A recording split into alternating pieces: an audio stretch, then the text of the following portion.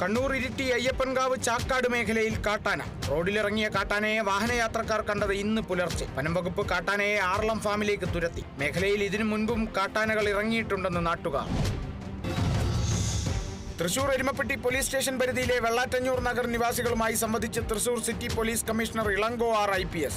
സംവദിച്ചത് Amala medical college വിദ്യാർത്ഥികൾ സംഘടിപ്പിച്ച നന്മ 2024 മെഡിക്കൽ ക്യാമ്പിന്റെ ഭാഗമായി. സമാപന ചടങ്ങിൽ കിറ്റ് വിതരണവും സംഘടിപ്പിച്ചു.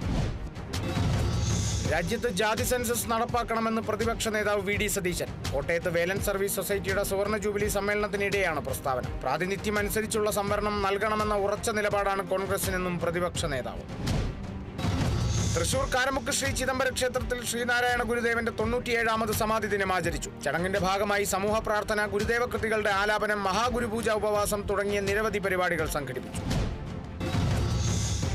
തൃശൂരിൽ 14 കോടിയിലധികം രൂപ നിക്ഷേപ തട്ടിപ്പ് നടത്തിയ കേസിൽ ഒരു പ്രതിയെ കൂടി റിമാൻഡ് ചെയ്തു. റിമാൻഡ് ചെയ്തത് PG സ്വദേശി അനിൽകുമാറിനെ. ക്രൈംബ്രാഞ്ച് അന്വേഷണ സംഘത്തിന്റെ നേതൃത്വത്തിൽ പ്രതിയെ അറസ്റ്റ് ചെയ്തത് നേപ്പാൾ അതിർത്തി ഗ്രാമത്തിൽ നിന്നും.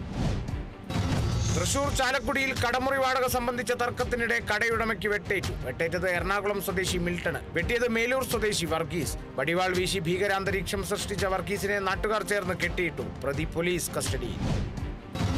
ജൂനിയർ NTR നായകനാകുന്ന ബിഗ് ബഡ്ജറ്റ് ചിത്രം ദേവരയുടെ വിതരണാവകാശം സ്വന്തമാക്കി ദുൽഖർ സൽമാൻ. കേരളത്തിൽ ചിത്രം വിതരണം ചെയ്യുക ദുൽഖറിന്റെ വേഫെയറർ ഫിലിംസ്. കൊരട്ടല ശിവ സംവിധാനം ചെയ്ത ചിത്രത്തിന്റെ 1ാം ഭാഗം പ്രദർശനത്തിനെത്തുക ഈ മാസം 27-ന്.